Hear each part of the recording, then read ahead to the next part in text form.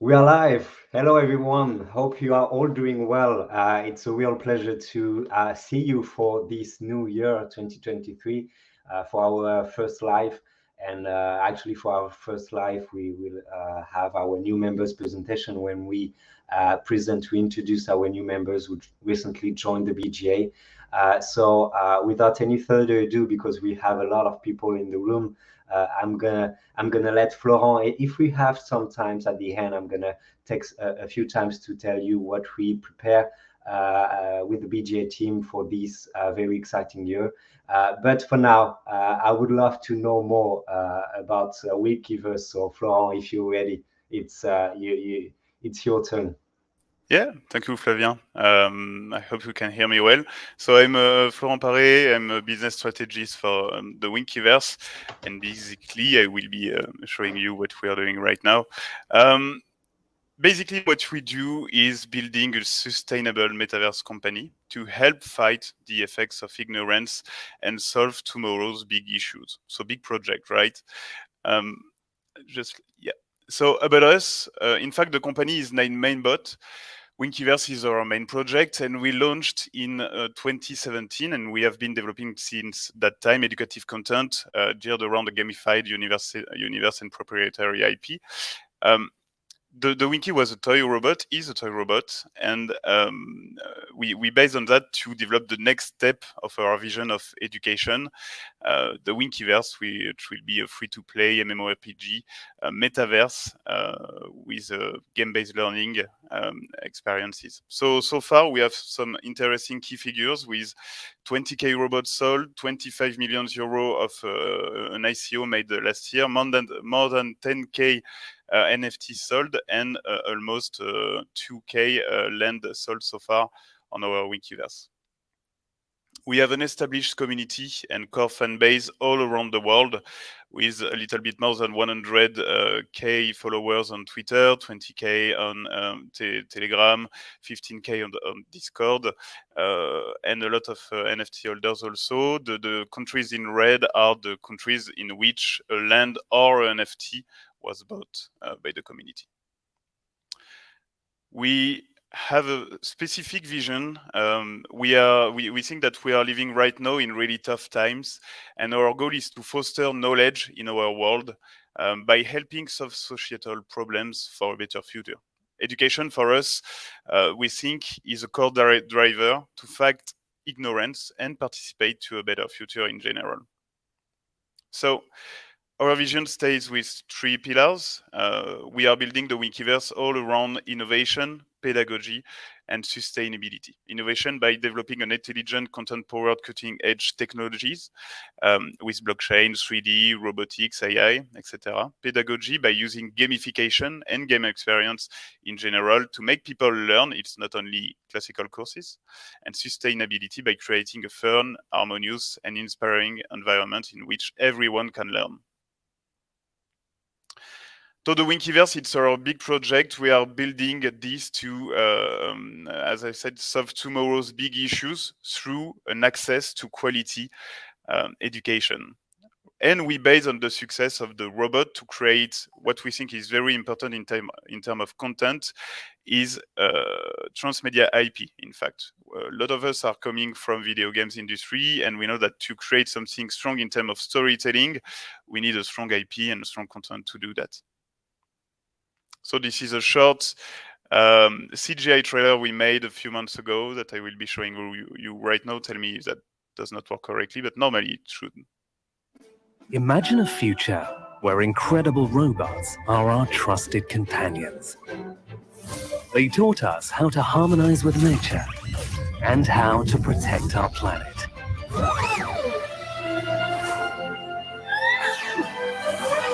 Achieving balance with the environment starts with learning about our world and its history. Discovering new lands and new people.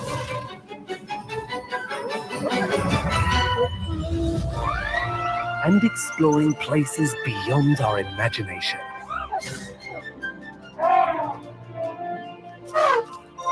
There's still so much more for us to learn together. Welcome to the Winkyverse.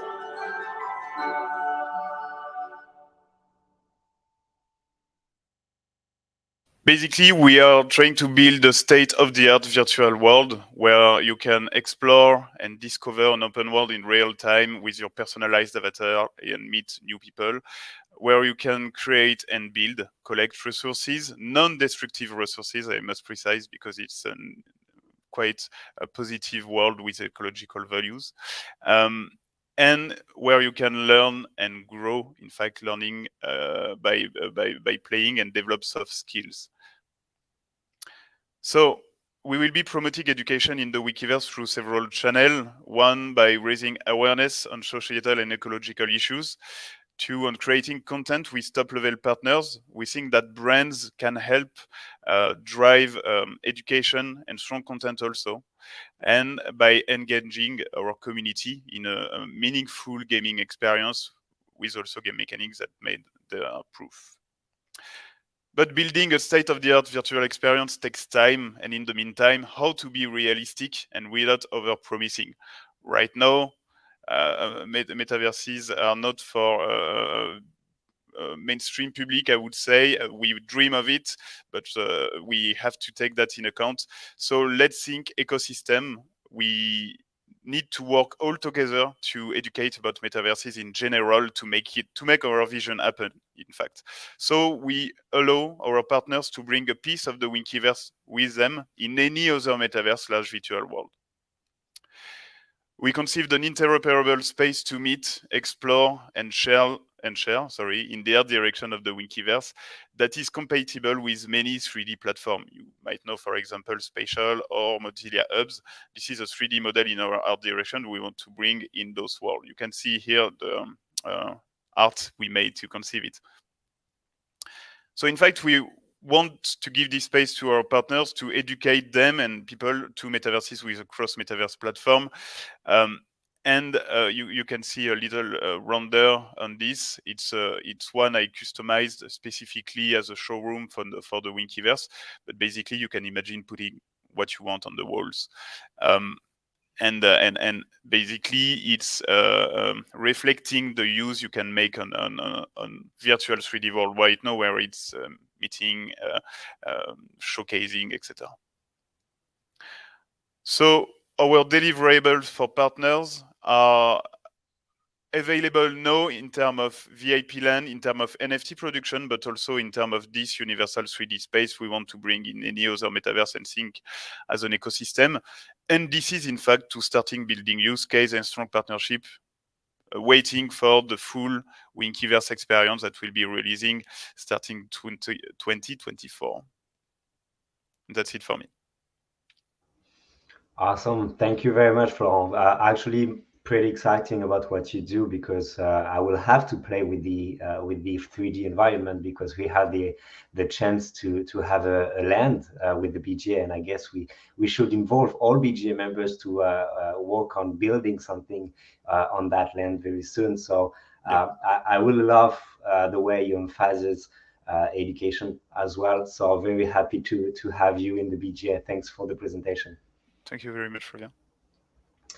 So for our next speakers, I would like to invite Liam. If you're ready to kick that off, it's your turn. Sure, thank you very much. Do you need me to share the deck, or can you share it? Yeah, it's okay. You can. Perfect. Cool. So thank you for having us on, guys. I'd like to give you a bit more context around what we're doing, Aradina. So essentially, our company mission statement is that we are looking to use Web3 technologies to create new, unique, and improved end user experiences, whilst onboarding millions of people to the ecosystem. So in particular, right now, we're focusing on gaming and radically improving player experiences in gaming. That looks like three key pillars in particular. One is quality and unique gameplay, and I'll speak a bit more about what I mean when I talk about the unique aspect of that and how I think that makes us a little bit different to other people in the space. The second thing is around user-first implementation of Web3 technologies and really thinking about how you use Web3 tech from a user-first point of view to actually improve the player experience. And then the third thing is all around frictionless onboarding, how we actually get traditional gamers and Web2 gamers across the ecosystem and how we make it as easy as possible for them to onboard. And this is all part of our overall objective to achieve mass adoption from traditional gamers. That's what we're targeting really, alongside I think a lot of other people in the space. I think everybody's aware of the fact the pool of Web3 gamers is a tiny percentage of the amount of gamers in the world right now. And it's sort of like our objective, as well as many other companies in the space, to draw across traditional and Web2 gamers. So in terms of the game itself, our mission and our philosophy behind the game was that we didn't want to just create a top quality gaming experience, but to also create a unique gameplay experience. That basically the idea was that we were building with that was that even if it had no Web3 elements, we still wanted a game that would gain a decent amount of adoption from gamers inside of Web2, and not just relying on Web3 tech solutions to draw players across. The fundamental understanding is that players care most about gameplay more than anything else. That's always got to be the primary motivation for them to play. One, for adoption, but then two, also for like ecosystem and the game economy working properly.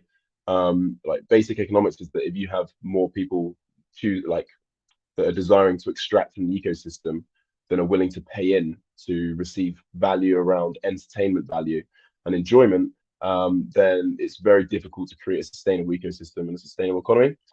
So what the game is basically it's a brand new gaming experience that combines the best part of different casual strategy games. So it combines trading card games with inspirations from other popular strategy games like the battle mechanics of Civilization and Warhammer and even chess. So what this actually looks like is that if you imagine in digital trading card games, you normally bring cards into your hand and you put the cards down onto what looks like a virtual table. In Aradina, when you put the cards down, they turn into a 3D unit within a 3D hex battlefield, which does a couple of key things for the player. One is it's a lot more of a visually immersive experience. You feel like you're commanding an army on a battlefield rather than just laying cards at a table. And then the second thing is it introduces new layers of strategy into the game. So particularly around movement and positioning, which can introduce a lot of new mechanics for strategic gameplay around, for example, like terrain modifiers, height modifiers. You can flank units from behind to get extra buffs. You can form unit formations, etc., etc. So that's what we're doing from a gameplay point of view. In terms of the Web3 elements, so it's always been our focus to make sure that we improve the player experience with Web3 rather than just create benefit for ourselves. And I think I spoke to Flav about this when we were on a call maybe a few weeks ago, is this idea of like player ownership, right? That's like the key thing that everybody speaks about in Web3 is player ownership. But I think one of the fundamental issues with that, or at least one of the things that we have to resolve as innovators in the space, is that what does that actually mean for the player? So if you're a Web2 gamer, many Web2 gamers won't actually fully understand what player ownership means because many of them like think that they own their assets already, essentially. So if you think about, it's kind of like digital asset ownership is in many ways like a cognitive blind spot at the moment. Many people don't even realize it's a problem. So you've got to create awareness around the problem first. And I think that the way we're framing that is speaking to players and users about the actual benefits to them. So rather than saying you get true player ownership, where it's like, what does that actually mean? It's like you get this, you get that. You talk about the specific use cases. So in our case, one of the big things we talk about is the ability to trade. So in most digital trading card games like Hearthstone, for example, you can't actually trade your assets. You put lots of money in buying packs from the store. And then when you receive those packs, you can't actually trade them with other players and you can't sell them on. So that's like one of the use cases we talk about. Rather than talking about asset ownership, we talk about you actually can trade your assets with other players and you can sell your assets to recuperate value. So it's not just like sunk costs when you pay into the ecosystem. Then the second thing really around this that's important is around the earning aspect. We don't really, I wouldn't say we frame ourselves as a play to earn game. We have some concerns around the sustainability of those economic models. So the way that we've designed our ecosystem is that we essentially have our on-chain token, which is like a governance token in the game. That's only available to earn in limited time events. So through limited tournaments and limited game modes, it allows us to more easily control the output and the emissions of the tokens. And then the core game loop revolves around an in-game silver coin. So we made the decision fairly early on that we didn't want to have an inflationary on-chain token, and that we wanted to create an in-game currency alongside our on-chain token. That in-game currency is then used to like buy card packs from the store, to improve people's decks, to improve people's armies, etc., etc. There's many use cases of that in the game. And then as people improve both their skill level and also their deck, they can then enter into competitive tournaments, which are limited time events, and that's how they can earn on-chain tokens to gain real monetary value.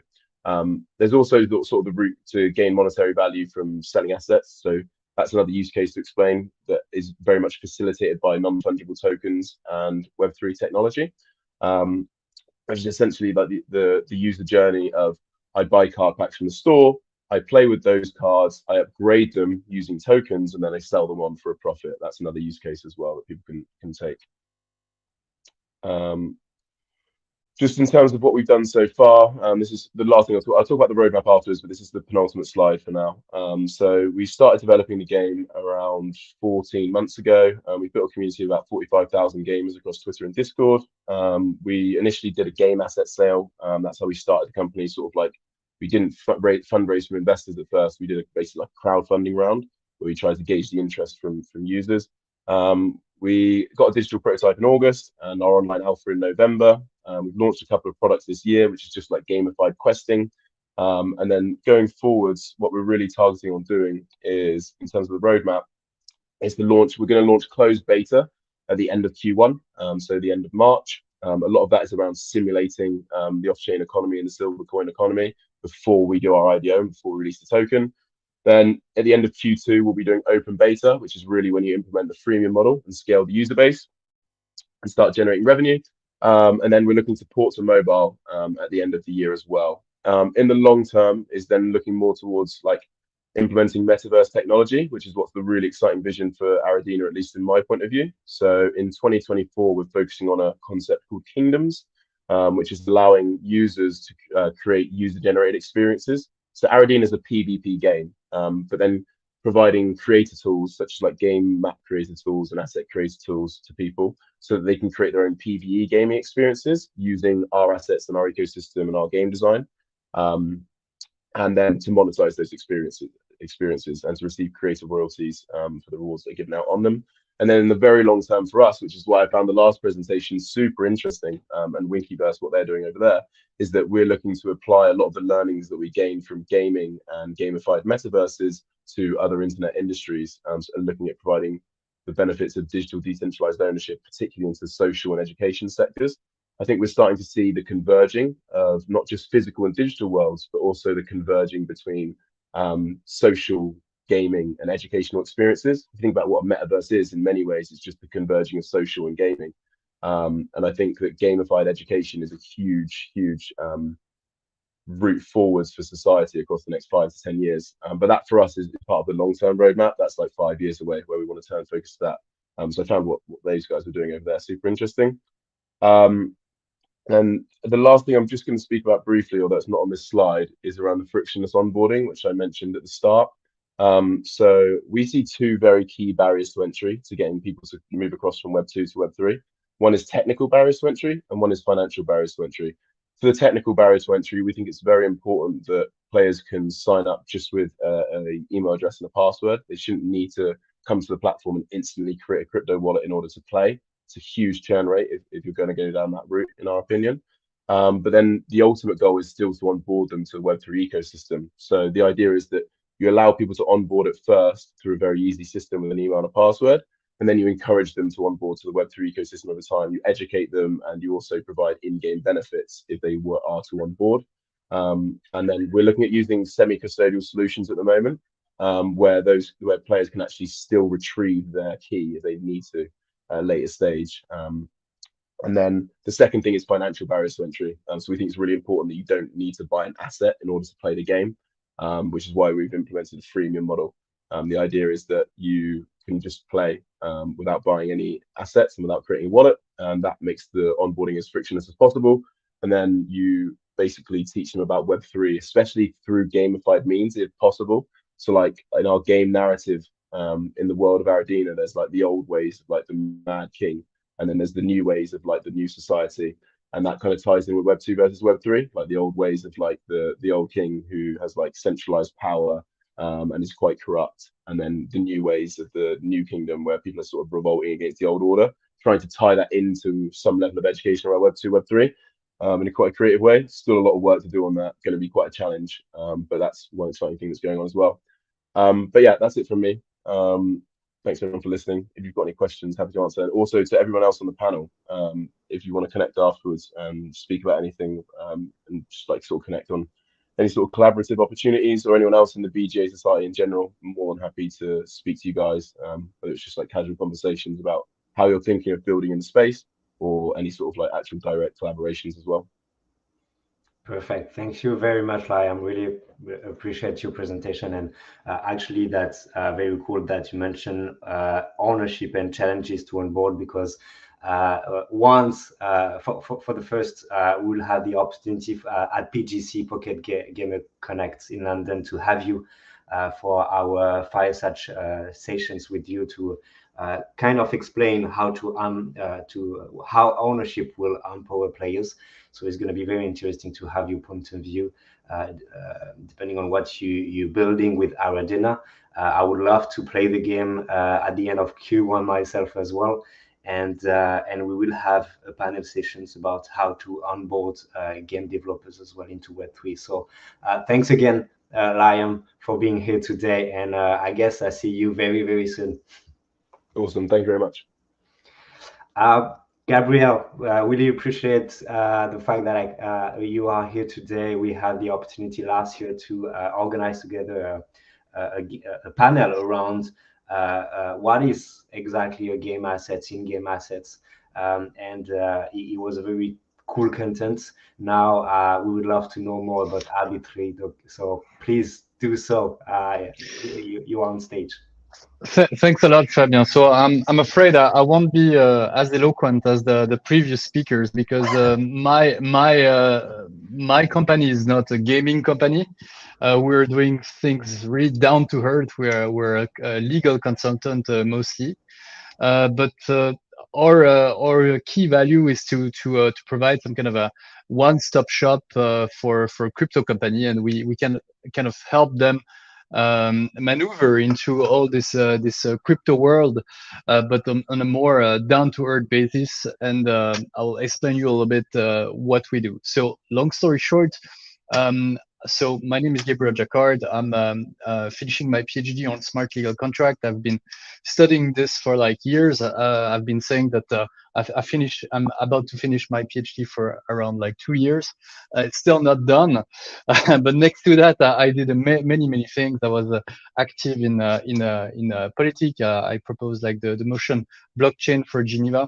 So I'm based in Geneva, Switzerland, and I worked. I'm the head of the regulatory working group at the Crypto Valley Association. And years ago, I decided to create this one-stop shop, following the distress that I found sometimes in the creator, in the founders that were kind of facing so many challenges when they open a company, being creating the company, challenge with regard to the regulatory environment, how will I be treated, etc. So I decided to put all my network and all my know-how into one company that would aim at really advising and creating a single point of contact for blockchain projects that help them with all the requests they would need. So I told you that we are a legal consultant company, but we work in the manner of a blockchain. So the idea is that we kind of work like nodes. So we're the legal nodes, but we're able also to connect with many nodes beyond that. For example, we also help people developing smart contract, because we have a partner here and there that are able to actually develop, and we work hand to hand with them to, for example, in order to develop tokenized shares, Swiss association DAO and stuff like that, which could have a very important role in the future, especially if you want to organize guild, etc., and have this kind of layer zero that is actually the law, that is actually underlying all the social relationship we have. So we help them navigate, we help them also create, we also work hand to hand with other domain experts, be it from technical, be it for the marketing, or be it from the economic, because as you know, the token economics is kind of an essential into all of those projects. So one-stop shop. We provide tailor-made solution, and we help. So we help. Really, we have a very broad range of services. Be it from launching an ICO to discussing with financial authorities, and we have several specialization. Let's say we were one of the first to create an NFT license. When I hear about ownership of token, etc., this rings a bell to me, because from a regulatory point of view, what's interesting to me is to know what am I allowed to do, what am I entitled to have when I own a digital asset.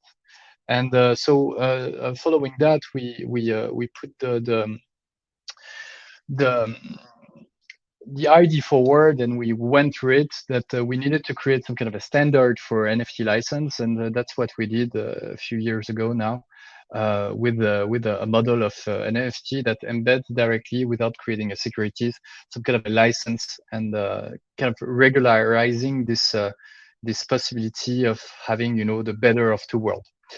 So we have a very broad range of service, and what we try to do is truly we tried.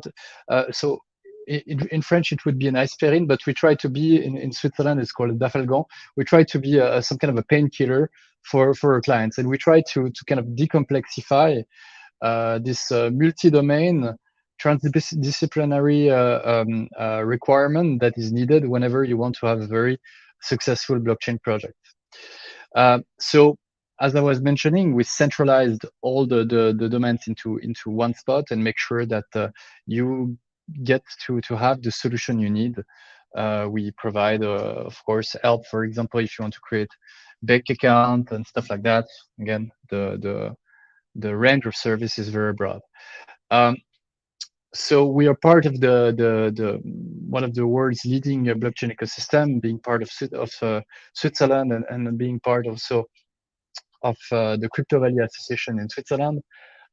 We help develop also the regulatory environment that is today a very big advantage for companies in Switzerland. And we are also based in Geneva, a city where standards are also created, and they have been created here for a very long time, with this humanistic approach. So putting at the center users, putting at the center humans, so developing also with a certain sense of ethic. So that's why we're based in Switzerland. I'm Swiss originally, but this is one of the big reasons why we haven't done anything in other countries, for instance. So we offer packages, of course. We offer monitoring. So I mentioned that we have like legal services, so creating raising fund, creating all those legal services, also doing marketing and doing, for example, business development, helping with regard to communication. We also help creating brands. So it's really a one-stop shop when you think of it. That's basically our approach to the programmatic, but I'm not sure it's very interesting to notice. With regard to the legal, in particular, we help, as I was mentioning, creating notably DAO and companies that are really into this blockchain space, and that really have sometimes strong belief.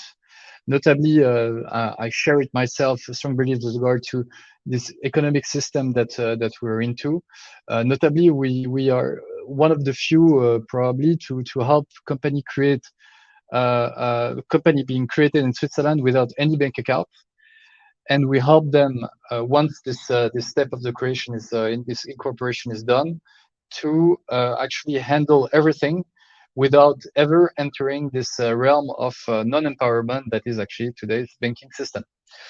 So how does it translate in an everyday basis? It translates, for example, we created our own solution with regard to accounting. For example, we use open source system to create empowered system to make sure that you have an accounting that is actually compliant with Swiss law, and that you can actually manage yourself without the help of any accountant and stuff like that. We also help and advise with regard to international structure.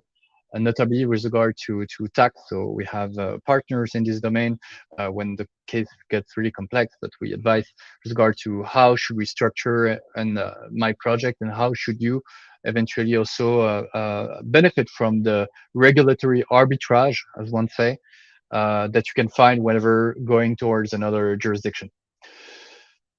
So that's for the legal. For with regard to the technical, we help people developing smart contracts hand to hand with the legal. We also we're helped with the amazing technical scholars that were that are very young, because they're the first to get the bachelor and master in blockchain at the EPFL, EPFZ. So we help actually our clients benefit from this very new know-how that's been in our university in Switzerland for not that many years, and we help them actually develop state-of-the-art smart contracts that there is like the less technical failures possible. Of course, as I already mentioned, we help people with regard to the strategy, the governance, and we help them with regard to finding also sometimes the right service, the right solution that is needed. Because when you're a project and you want to do 1,000 things at a time, you sometimes forget that there are some great solutions out there, that you just need to know of it, and that you just need to actually have sometimes a partnership or get acquainted with. To actually be able to focus on your core business, which could be like gaming, but or something else. But for example, I have many people many clients that I meet that wants to create their own stablecoin. Sometimes it's worth using existing solution. So that's me, and that's my company. I thank you for your attention. I will just say one last thing. Besides the consulting aspect that we put forward today, we are also I'm also an entrepreneur. I've been through actually this whole process of raising fund, of doing all those steps, and currently we're developing tailor-made solution for ourselves, because we're all into this crypto world that is the world of today and also the world of tomorrow. But also we try to develop our own solution, and one of the solutions that we're developing currently is a crypto vault that actually would solve the crypto succession problem using a notary and bunkers based in Switzerland. We created some kind of an innovative solution to make sure that the crypto assets are safe. And beside this crypto vault solution, we also develop an arbitration solution. So we have a working prototype now that we still need to develop. But basically, we created a platform that enables people to manage contract, link it to smart contract, and link it to arbitration clause, which is a form of private justice. That may be very interesting into when you're dealing with blockchain project, because you're able to create very interesting synergies into project whenever you have the power, the judicial power over users and over the project that you actually created from ground up. So I thank you for your attention. I'm sorry it was not as entertaining as a game, but things need also sometimes to be yeah, done but to earth. And it was obviously necessary for thank sure, as we will be able to organize more panels around that topics as well, because it's really requested by members as well to be well trained on that very important topic. Compliance is still one of the biggest challenges for blockchain game companies as well. So thanks, Gabriel, for being here today, and really happy to have you in the BGA as well. And I would love to invite Orwell from OviO to present as well. Welcome, Orwell. Yeah, thank you for having me here. A little sore throat, so apologies. What is OviO? Well, we are not a game, but we are a platform We call it DHEX. It's a hybrid exchange that enables blockchain games to sell their tokens directly to traditional gamers. So we bring the scale needed into blockchain games, and we do that as seamlessly as possible. And let's just start with the slide just to meet the team. We are 4 founders, and this is a great team that helps us develop the game with a vast knowledge in traditional games, in product management, and also in the tech side. OviO is all about the ability to enhance the power of the gamer, to enable him to purchase more, to use ownership and through interoperability across traditional games, mobile or PC. And we do that when blockchain games can deposit their token into the exchange. It works exactly like a DEX, but you don't have to deposit an equivalent value of USDC or ETH. So it's much more easier for blockchain games to sell their tokens. We bridge the transition for traditional gamers into blockchain games and play those blockchain games. So we can bring the scale needed into blockchain games, and we do that with mobile and PC alike. We actually have we have apps on the App Store and Android as well, fully compliant. And by the end of this month, hopefully to the PG convention in London, we will be able to present you the HEX itself and how we bring the scale from Web 2 into Web 3 without changing the integration and without changing the architecture or the monetization. We're not touching even the economy of the game. That sets apart from any other ecosystems. I don't want to say any names, but the whole idea is that games can develop the games, and easy integration with OviO will bring the scale needed to the game. And we do also the education for traditional gamers to show them, you're familiar with the gems in Clash of Clans, right? You know how to play Call of Duty, and you do use the hard currency of the game. But there are also a new thing called tokens.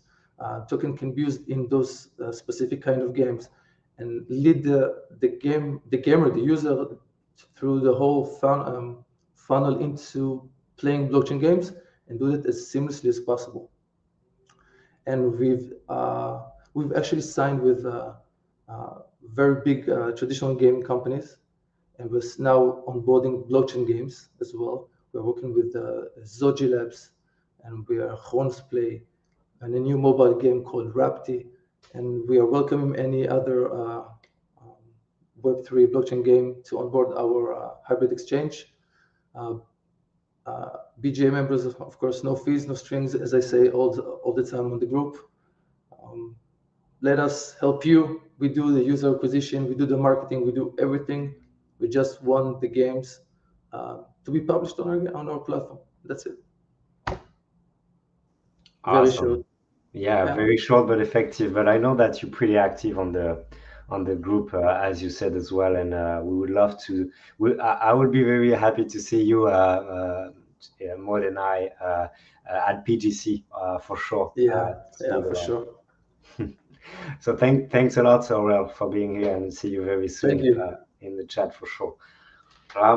For our next speakers, I would like to welcome Juan from Blast. Yes, got it. I was trying to say what is the logo of what I see, but yes, it's blast.gg. So Juan, whenever you're ready, that's your turn.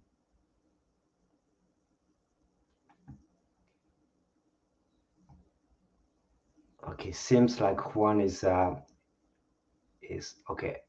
Is moving a little bit, but it seems like it's a little bit laggy. I don't know if Juan can hear us, but let's not wait any other minutes just to make sure that Patrick also will have time to present. So Patrick, your turn if you're ready.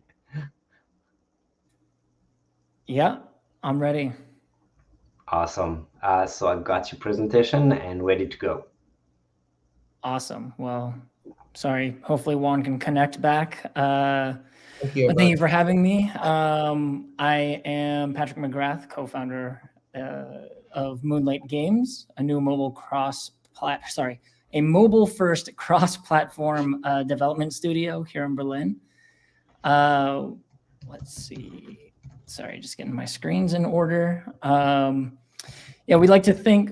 Oh, geez. We like to think that we're helping build towards the future of gaming.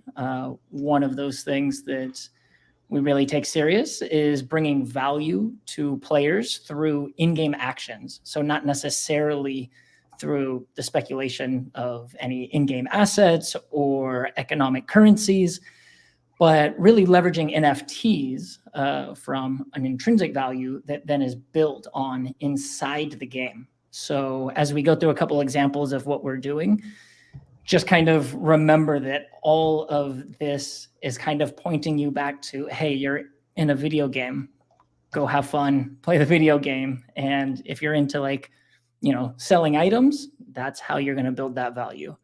So digital asset ownership is really to us the value proposition and should be a no-brainer compared to the Web2 games that we will hopefully all of us be taking on in the near future.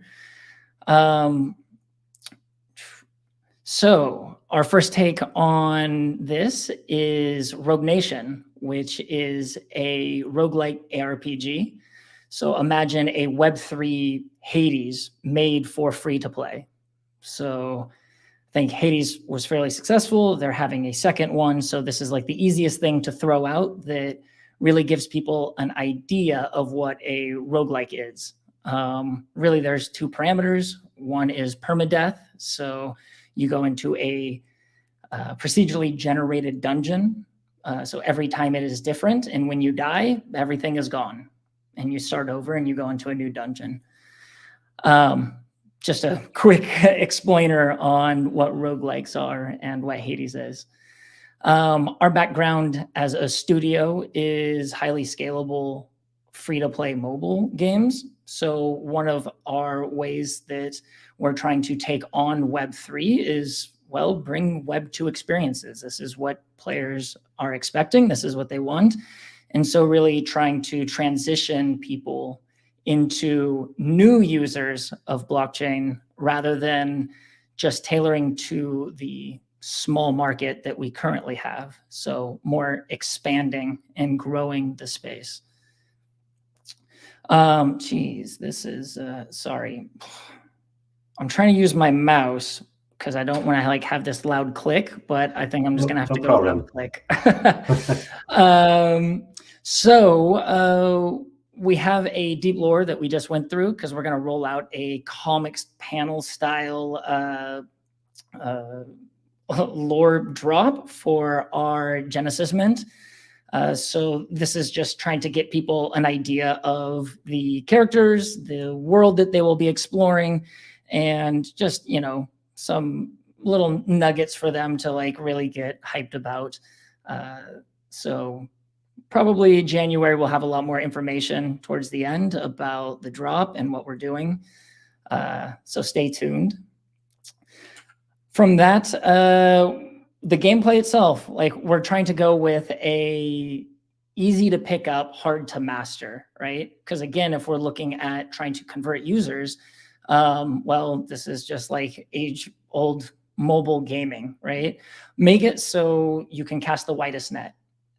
Very easy movements, understandability of the UI, but make sure that there's the depth that can keep players engaged and retained for the long run. This is something that you will really even see through our core loop, which is fairly simplified in this diagram, right? It's essentially go battle, go into that dungeon, go slay the dragons, go the zombies, whatever's in there, earn achievements and rewards, which I'll get into, obtain characters and gear, and then upgrade these items. Then go do harder battles. Part of those battles will be solo. You can take it on by yourself, co-op. Hey, let's get a group of friends. Let's go do this raid. And then PvP, of course. Like, let's all fight each other. And a portion of this is also user-generated seed dungeons, which we'll get into in a second. Player agency, super important. And what you're seeing here is what we call our loadout. There is a pet, which is essentially going to be our first drop. Spoiler alert, a character, which is highly customizable, and a weapon that that character is holding, which really any object that you you can start to mix and match and create a loadout that is very specific for you, or for the adventure that you're about to go on. Because we're really trying to make it variable, in which certain situations will call for very specific loadouts. As you can imagine, like a pet has elemental abilities, so fire might not be good in a water dungeon. So,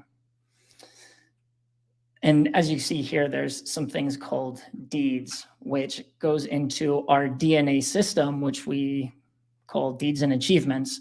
One of the cool aspects about the ledger is that everything you do in the game, we can start to tag to a specific character, a specific weapon, a specific pet. Just like real life, we kind of use Pokemon as an example. Like in the show, there's only so many of this type of Pokemon, right? Most people would know like a Mewtwo, the alien looking one. But when you play the video game, everybody catches Mewtwo. And so this is something that we want to give opportunities to catch Mewtwo, but not everyone can have it. And I'll get a little more explanatory in what this means, because, you know, just as I have my own deeds, weapons have achievements, we can start to tag these. And this is where, again, like a lot of this value from characters and weapons start to grow. So here we have a personality, which comes with the skill set, you know, whether you're shooting fireballs at somebody as a general skill, or you have some type of crowd control. We have tons of skills. And then body type, which is a base stat. So you can imagine like your classic archetypes of tank, mage, assassin, these types of things. These base stats are coming out of that. And what you want to do is match these personalities and body types together to optimize or not optimize. You can be silly, like we're leaving this totally up to players. But you can get very unique creations. Same thing with weapons, except there will be a lot less customizability. More or less, we like to use weapons as the example of DNA truly in action. So if you can imagine, I call it like the Excalibur example. Anyone that I've talked to has heard this too many times.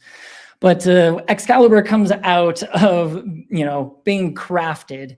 It wasn't all of a sudden ordained like, oh, Excalibur, the amazing sword, right? It was very nice, but it went to the king. King Arthur, well, depending on which legends you're reading, like Sword in the Stone, Lady of the Lake, regardless, King Arthur has to take this sword into battle after battle, win after win. Merlin's doing his magic to it. Lancelot's borrowing it for whatever battle that he's going to go do.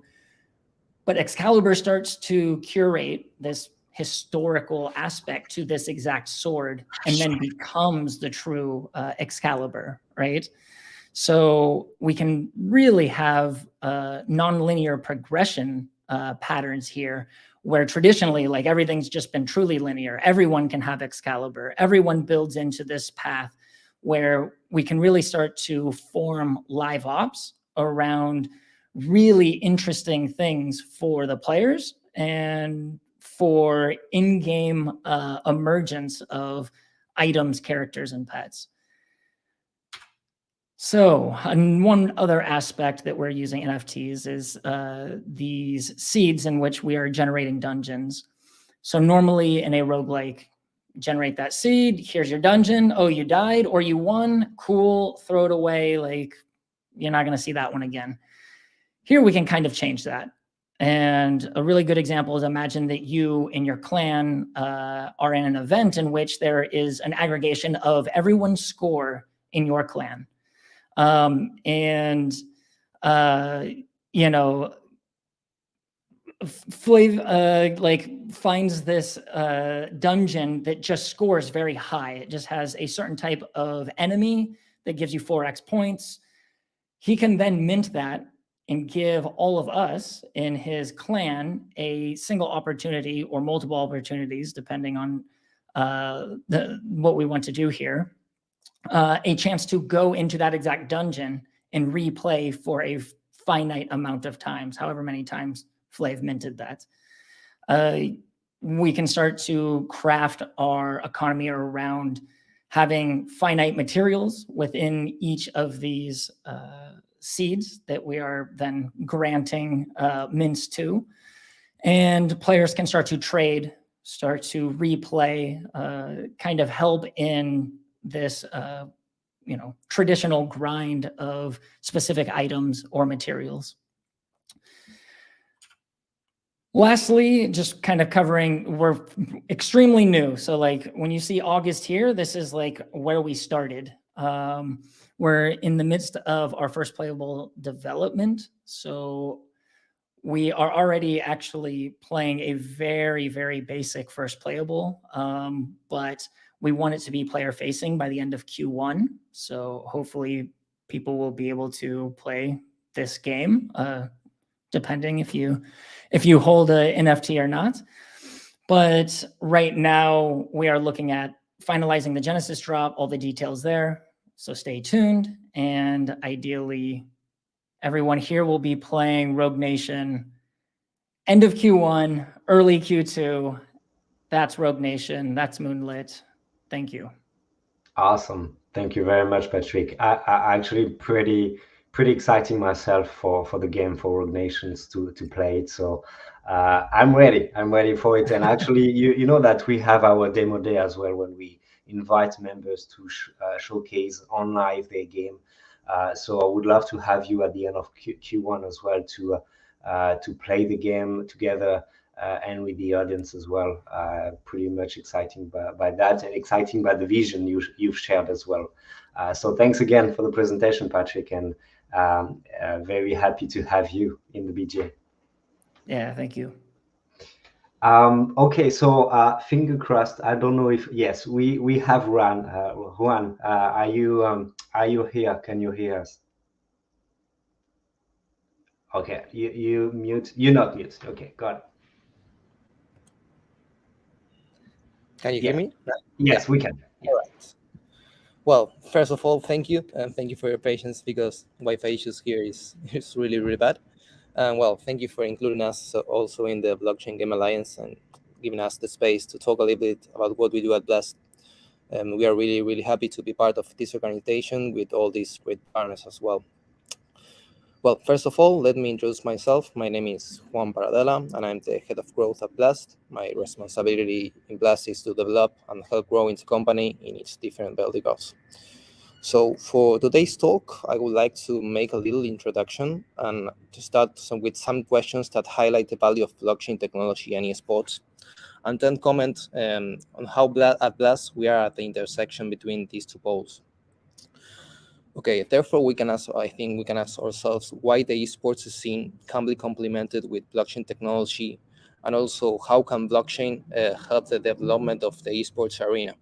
Are there like strong relationships between these two poles beyond sponsorship interest? And first of all, I think we need to start analyzing the esports market and its potential. As we can see here, contrary to the bear market that the crypto world is going through, we all know about that. The projections for earnings and revenue sharing in the esports world are positive. More and more brands are interested in taking part and sponsoring events and being sponsor for competitive esport teams. In this way, I think we can state that the esport is one of the fastest growing markets in the world. But even so, we are aware that there are different challenges for the industry due to the upcoming recession, since it's not detached from any market. Of course, that needs access to capital. In this sense, finding ways to redistribute revenues appropriately and making some business sustainable are 2 points that may imply a change in the current esport business scene. Okay, also in this scene, I think we can find the esports industry that we have a huge market with a lot of potential for expansion. Over the last 2 decades, esports has grown into a multi-billion dollar industry, evolving into something bigger than gamers simply enjoying and competing for glory or joy. Players became professionals, and we know that players who make a living from gaming and also have like specialized gaming coaches that train them. At the same time, we have like event organizers that became media conglomerates and offer different types of experiences that big brands are interested in sponsoring. And in these ways, also teams became recognizable brands, which is something that can be seen even in the simple sale of esports team jerseys. In this way, the esports consumer sees himself represented by the team and wants to be part of the team. Okay, now having considered this overview, I will comment a bit on what we do at Blast and why we are like at the intersection between esports and Web3 gaming, for which I will try to be, of course, as brief as possible. First of all, I need to say that Blast is a platform that allows players to participate in gaming tournaments and challenges, playing and competing for prizes. The value we offer is to automate everything to provide gamers with a smooth and frictionless experience and guarantee fair resolution and instant payouts. Regarding our vision, we want to provide the best competitive experience for gamers and esports teams. We're interested in creating a product that is used by both of them, since the base of our growth and the community we're targeting is the one that is in the esports world. In this sense, our focus is on helping gamers earn money on every game with the power of blockchain technology. Okay, what are the problems that we are trying to solve, and why do we think that it is important to create a platform that offers solutions to them? First of all, big tournaments require a lot of administrative work. For big tournaments, you need a relevant amount, which usually of experienced moderators who can properly manage the tournament, and even then, there are often inconveniences due to the amount of workload they have to do. 2, gamers can monetize their skills by playing the games they love. It's known that amateur gamers rarely find ways or tournaments where they can compete and reach prize positions. Third, I think Web3 and regular games need proper infrastructure for competitions. It is necessary to have a reliable platform with professional developers who can solve any problems and provide infrastructure for all kinds of tournaments. And at last, prize pool management is always difficult. Whenever there are prizes involved, organizations must have a way to effectively control all possible inconveniences and to be sure that players will receive their prizes. All right, I will show now some of the solutions that our platform allows to deal with these problems. In the first place, I think that to generate online tournaments, wages, and challenges, we aim by doing this to create tournament experiences with the lowest administrative workload, so that any gamers who enjoys playing games that normally do not award prizes to amateur gamers can participate and also win. 2, having a reliable infrastructure with unique features. We created a platform with a professional infrastructure that is adaptable to any type of game, and we are currently developing unique features to be the platform of choice for esports teams and professional tournament organizers. And 3, we offer fair resolution and automatic results and payments. We make sure that to create a product where the disputes are minimized and a fair resolution of the tournaments can take place with the addition of automating the reporting of results of the games played and prize payments also. Now, maybe you're wondering how our platform works. So I want to highlight 3 points here. To achieve automatization and avoid players reporting the results of their games, we take users' game data from APIs or on-chain in case we have a Web3 game integrated. And the collection of this data allow us to guarantee that an automatic resolution and payments, which is carried out thanks to the use of smart contracts that we create for each tournament. In this way, each integration of the games we have on our platform involves at least using APIs or in-chain data to fetch match results. which leads to a seamless experience for gamers and an automatic tournament flow without friction. In this sense, one of the insights we receive a lot is that frictionless experience and automatic payments are highly valued features for gamers in our platform. Okay, finally, I just want to show a little bit about what we have, what we are developing and what we are planning this year. And this is like the product roadmap that we prepared. And we are also thinking in new things and new and also stuff that isn't here, but I think this is the most relevant stuff. And we want to integrate like team and guild logic, because some games also need like a team logic to be able to be played. And well, as we are a blockchain company and a blockchain powered by smart contracts, I think we need like social login to simplify and onboard a lot of gamers that doesn't use MetaMask or tools or Web3 tools like we are used to. And then, well, some panel for creators, moderators, and admins to host and manage tournaments. And we want to create like some special experiences for teams and some players that want to play one-to-one and wants to have like an escrow of the prices. And we can offer also that by automating all the processes. And also, well, we all love NFTs, and we want to have like some NFT features on our platform too. So yeah, that's it. This is some of the screens that we also have in our platform, and you can check that. And yeah, that's it. Thank you very much for having us and including us in the Blockchain Game Alliance. Really happy to be here. Yeah, thank you very much, Juan, for the presentation. We appreciate it, and I think we'll have the opportunity for you to showcase the platform itself as well. It will be very interesting to go through the platform along the way, because you are planning a lot of features coming these years as well. And esports is a massive subject to tackle with Web3, and we'd love to have you as well to speak about it. But really appreciated your presentation. Happy New Year. I didn't say that. I guess I should have said that in the first place. But very, very happy to have you today for presenting your companies. We'd love to see you in London at the end of the month, if you plan to go there and attend PGC as well. I know that some of you will be there. And I wish you a very good end of the week, end of the day as well for some of you. end of the day. Thank you very much, and have a good day. Bye bye. Thank you all. Thank you a lot. Bye bye. Bye.